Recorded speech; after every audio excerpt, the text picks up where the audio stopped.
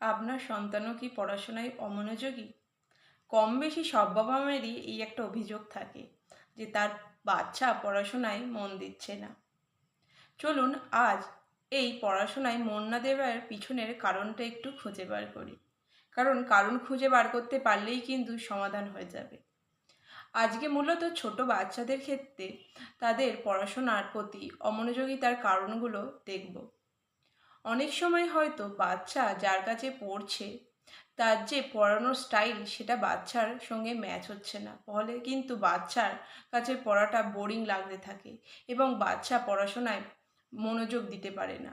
কারণ প্রধানত তিন ধরনের লার্নিং স্টাইল হয়: অডিটরি, ভিজুয়াল ও কাইনেস্থেটিক। তাই বাচ্চার লার্নিং স্টাইল কি সেটা জেনে নিয়ে যদি তাকে পড়ানো যায় তাহলে কিন্তু তার কাছে পড়াটা খুব আকর্ষণীয় হয়ে উঠবে। আমাদেরকে খুঁজে বার করতে হবে বাচ্চার লার্নিং স্টাইল কেমন, তাহলে কিন্তু বাচ্চার কাছে পড়াশোনাটা অনেকটা সুন্দরভাবে উপস্থাপন করা সম্ভব হবে।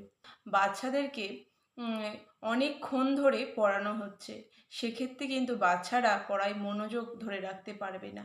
কারণ বাচ্চাদের ক্ষেত্রে এই কনসেন্ট্রেশনের টাইমটা কিন্তু অনেকটাই কম থাকে। তারা 10 থেকে 15 মিনিট মনোযোগ ধরে রাখতে পারে, তারপরে কিন্তু তারা মনোযোগ ধরে রাখতে পারে না।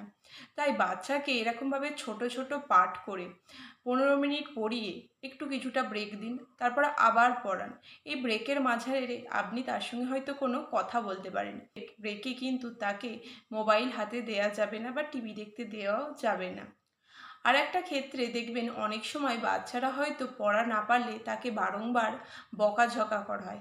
তাতেও কিন্তু তারা আস্তে আস্তে পড়াশোনার প্রতি একটা ভালোবাসাটা হারিয়ে ফেলে এবং পড়াশোনার প্রতি তাদের মনোযোগিতাটাও কমে আসে। তাই বাচ্চা যদি পড়া না পারে, সেক্ষেত্রে চেষ্টা করুন কিভাবে বাচ্চাকে সেই পড়াটা বোঝানো যায়। তাকে যদি বারংবার বকাবকি করা হয় তাহলে কিন্তু সে পড়াশোনার প্রতি উৎসাহটা হারিয়ে ফেলবে এবং তার পড়াশোনা করারও ইচ্ছাটা থাকবে না।